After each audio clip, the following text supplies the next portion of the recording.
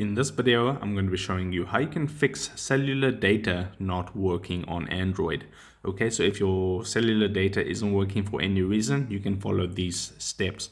Okay, so first of all, before we begin the tutorial, what you want to do is make sure that you have enough mobile data on your data plan before you even get started with this, because if you have no data, then obviously it's not going to work. But if you have enough data, go into your settings. Then you want to tap on connections, and once you're on your connections, go to data usage. Okay, and here you want to actually make sure that your mobile data is enabled. Okay, so enable your mobile data just like that. And as you can see, there's something at the top there that says data warning. Okay, you actually want to turn off your data usage warning, okay, because that could cause problems. So tap on billing cycle and data warning. And what you want to do here is you just want to remove the data warning like that.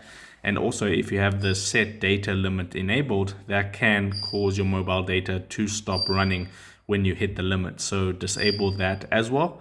Then you can go back, and if it's still not working, what you want to do is update your Android phone. So go to the main page, scroll down, and then tap on software update. Tap on download and install the latest update, and then that'll restart your phone as well.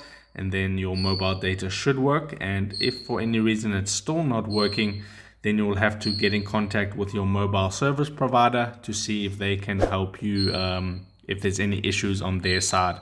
So if this helped you out, drop a like onto this video, and I'll see you in the next one.